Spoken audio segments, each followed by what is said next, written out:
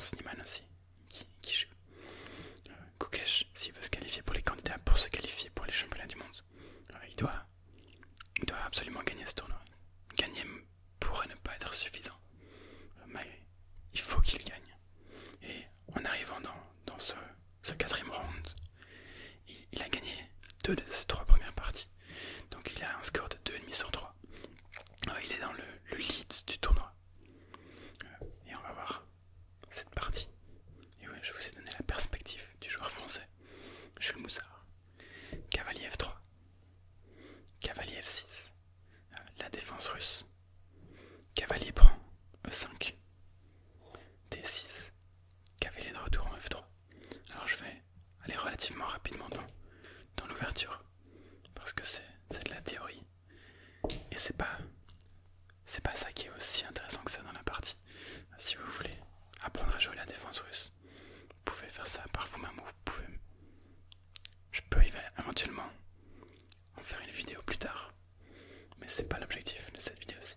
x7, x3, petit roc, dame D2, cavalier D7, grand roc, par un Kokesh, et cavalier F6. Alors on voit que le premier cavalier s'était développé en F6, puis est venu s'échanger avec l'autre cavalier. Et c'est maintenant le deuxième cavalier qui vient prendre cette place en F6, parce que F6 est une case stratégique pour placer ce cavalier, en particulier dans la Petrov, contrôler le centre. On a fou des droits et tour E1 qui vient se placer sur la colonne ouverte. Et c'est à peu près ici que les joueurs se retrouvent par eux-mêmes, où la théorie s'arrête. Et c'est maintenant les joueurs qui jouent aux échecs. C'est plus un match de mémoire. On a A3 et on a D5. Tour E1 aussi, venir se placer sur la colonne ouverte. Et fou G4, qui cloue le cavalier et qui menace de prendre le cavalier et de doubler les pions de Kokesh. Mais Kokesh s'en fout un petit peu, il accepte cette prise. Il détruit sa structure de pion. Il accepte que Jules détruise sa structure de pion pour jouer tour G1. Ouais, pas d'abord dame D7 et puis tour G1. Venir placer la tour sur la colonne qui vient de s'ouvrir. Et il dit à Jules, Jules, je vais t'attaquer. J'ai besoin de gagner cette partie. J'ai besoin de gagner ce tournoi. Donc je vais prendre des risques. Dame prend H3.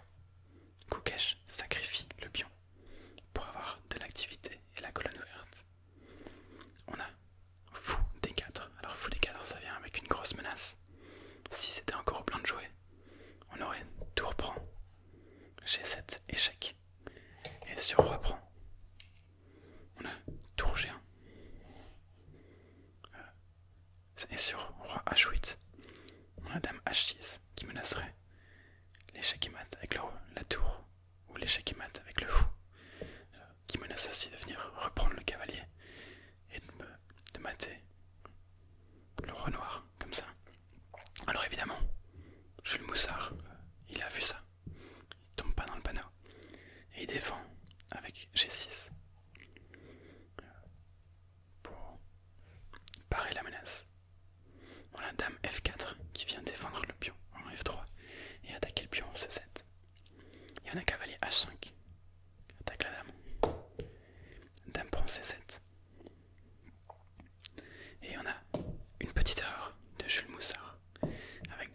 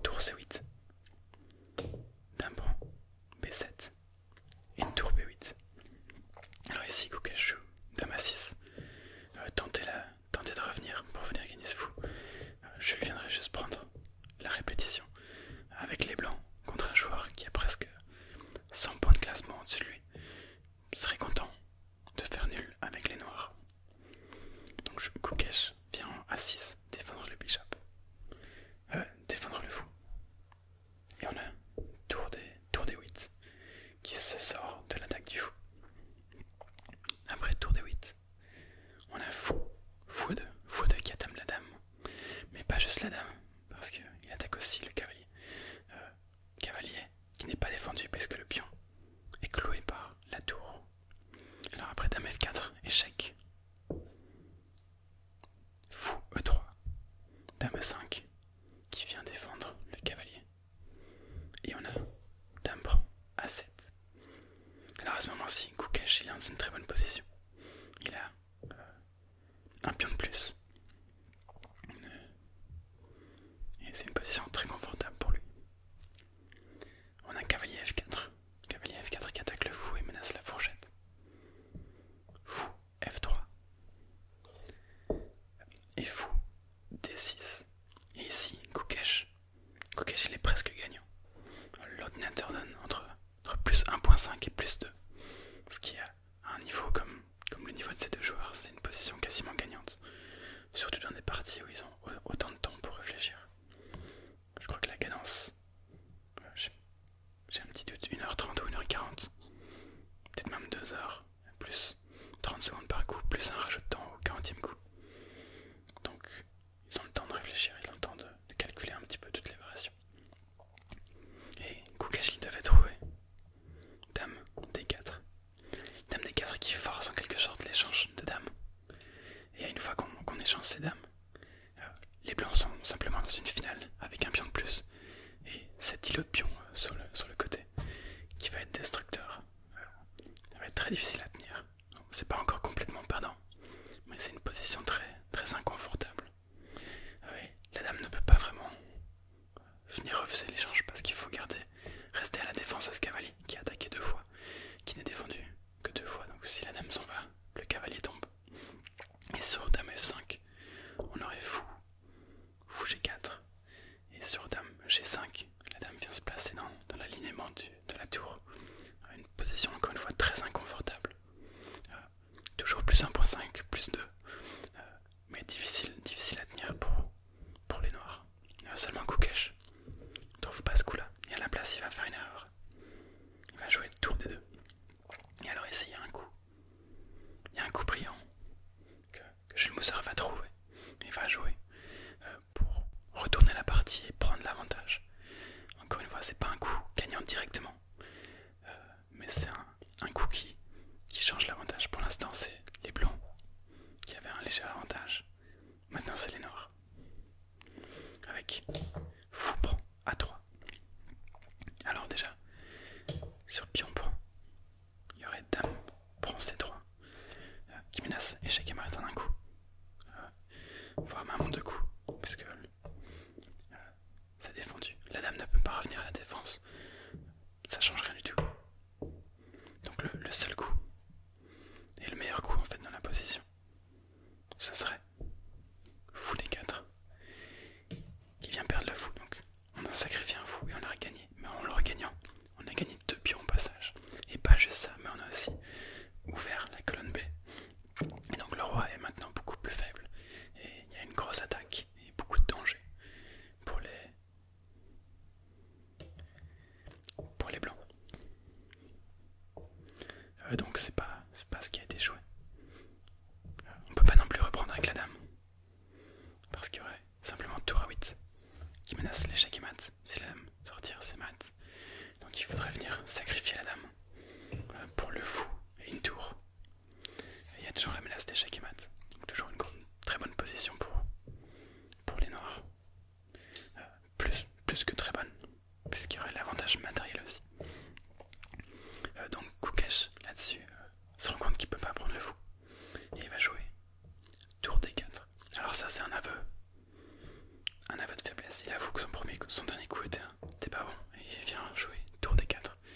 Il menace le cavalier et il dit bon, j'ai fait une erreur, maintenant on va essayer de jouer avec. Quand on voit un joueur jouer un coup et puis rejouer la même pièce au coup suivant, généralement c'est pas bon signe. C'est soit un très bon coup par un bon joueur, soit un très mauvais coup qui force à rejouer la pièce une deuxième fois. Pour faire ça, autant jouer tour D4 du premier coup. On a fou prend B2, échec. Alors sur roi B1, fou prend C3, on vient au moins gagner la tour.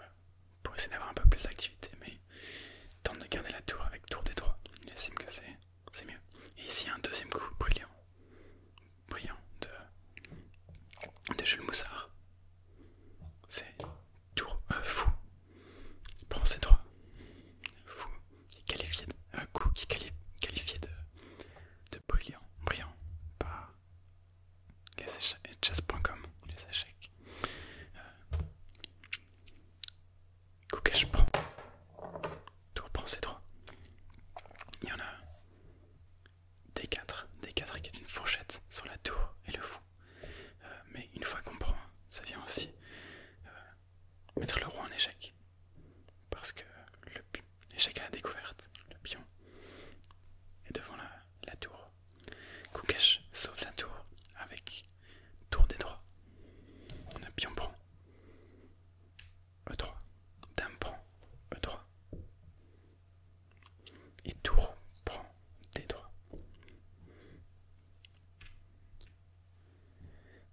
Le pion capture la tour et pendant un bref instant on pourrait se dire c'est peut-être pas perdu pour Koukash, peut-être pas encore gagné pour Jules. Parce qu'après l'échange de dames, si on venait échanger les dames, alors oui, Jules a un pion de plus, mais Koukash a ce pion passé, et 2 pions contre 3 dans une finale de tour, c'est pas si simple que ça à gagner, surtout pour des grands maîtres de leur calibre. Mais ici, Jules, il va finir la partie en un coup, il va mettre un coup de massue final, et Koukash va abandonner la partie. Il va trouver un 3e coup brillant, avec cavalier D4. L'idée c'est simplement que sur dame prend, et la cavalier prend F3, échec, avec une fourchette sur le roi, la dame et la tour. Alors évidemment on va prendre la dame, mais ce qui serait une position maintenant complètement gagnante, parce qu'il y aurait le cavalier plus un pion de plus. Donc dans cette position-ci, Koukash abandonne et Jules Moussard gagne sa partie, avec 3 coups brillants. Joué dans une seule partie. Très belle partie. Alors s'il leur avait tenté, les blancs, Koukash avait tenté de sauver la dame, bah déjà on peut toujours prendre. Mais surtout il y a tour des 2, échec. Si le roi s'en va sur la colonne E, il y a fou, cavalier prend fou, échec, de nouveau fourchette. La dame qui est clouée par l'autre dame. Et sur roi F1, il y a échec, de nouveau fourchette sur le roi, la dame, et sur roi D1, il y aurait tour D2, suivi de dame D2, échec mat. Donc c'est pas quelque chose qu'on peut faire. Fou est ici, la dame est ici, et sur par exemple roi C1, on aurait fou B3 qui vient mettre en échec le roi. Découverte pour que la dame protège la tour. Roi D1, tour B1 et par exemple roi D2, dame B2 échec, roi E3, dame D2, échec et mat. Donc partie complètement finie ici. Et Jules Moussard remporte une très jolie partie contre un des meilleurs joueurs mondiaux et un des joueurs qui est vu comme étant la nouvelle génération, en quelque sorte. Il a 18 ans, tout le monde le regarde en fait, tout le monde. Lui comme Pragananda, Vincent Keimer, Nadirbek Abdusadorov, Alireza Firouzja. Alireza il est un petit peu plus âgé maintenant. Il va avoir 21 ans, il me semble, dans l'année qui arrive. Mais c'est les joueurs qui sont vus comme la nouvelle génération et que tout le monde attend un petit peu au tournant. Donc gagner contre un de ces joueurs, c'est une belle performance, je laisse, en particulier avec les noirs. Alors évidemment Koukash il avait une bonne position en début de partie. Ce qui est encore pire pour Koukash, c'est que le lendemain, il s'est retrouvé contre le leader du tournoi dans le 5e round, et il s'est retrouvé dans une position complètement perdante. Sauf que Michael Adams, qui est pour l'instant occupé de gagner le tournoi, n'a pas trouvé le gain, et ils ont répété la position. Ça a fini en match nul. Ce qui sauve Koukash, qui pourrait toujours venir gagner le tournoi. Il a 3 points sur 5. Et Michael Adams, qui est en première place, est à 3,5 points sur 5. Donc rien n'est impossible, mais maintenant il va falloir gagner.